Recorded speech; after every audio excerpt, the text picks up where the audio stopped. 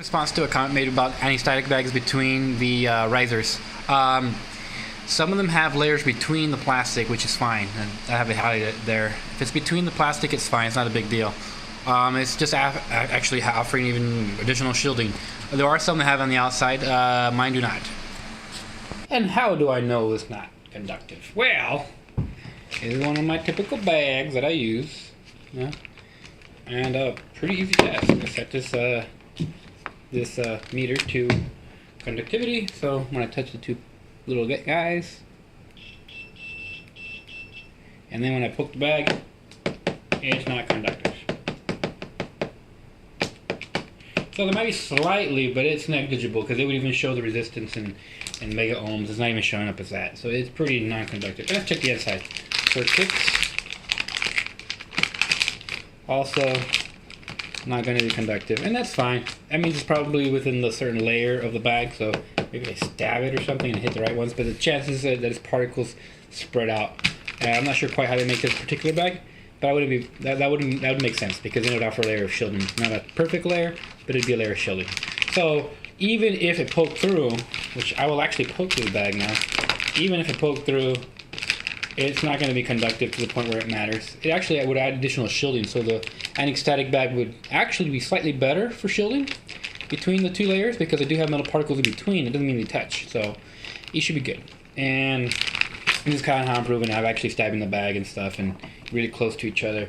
And my meter's showing nothing. It not only goes off for conductivity, but it'll also show the resistance. So if I put these two together, it's going to make a noise and give me like 13 ohms or 8 ohms or whatever.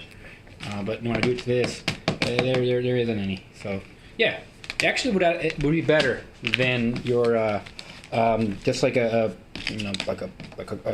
business card, but the business card can be punctured easier. So this actually offers shielding between the signals, which I assume is actually slightly better.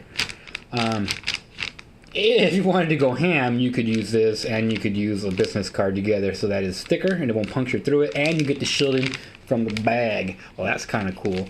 But there is a chance to create a capacitor, because what is a capacitor? Two plates with an insulator. It could be air, it could be material. So yeah, but it's probably fine. Alrighty, that's me. My little thoughts on that shielding thing. It's fine to use them static. Just make sure they don't conduct. Like I just tested it. They didn't. They don't. It has a material inside. It doesn't mean they're close enough to actually conduct or make a short. And my meter's not showing any kind of resistance. I could probably get some out of my fingers more than I can get it out of this thing. So actually, just for kicks, let's check the mode to resistance. Yeah. So right now I'm holding it, and it's 0.5 mega ohms with my hand right now. Right, 0.5 mega ohms. Just by holding it, right? I don't know if you guys can see that. 0.7 now. Probably can't. Don't worry about it. Just trust me. Wait, don't trust me. Here you go. So it's like 0.7 mega ohm, right? Now let's do the bag. The bag says, and mind you, I have these right next to each other, and I'm stabbing it pretty hard, medium hard, and get nothing. So it's so high, it doesn't matter. You're good. You're fine. You can use any static bag. It's not going to short anything out. In fact, unless you get a really sucky one that has metal on the outside, might be better. I don't know. Then yeah, maybe you'll have a problem. But yeah, this is fine. And if you want to be careful, then just test it with a multimeter and see if it's conductive. It's not. So cool.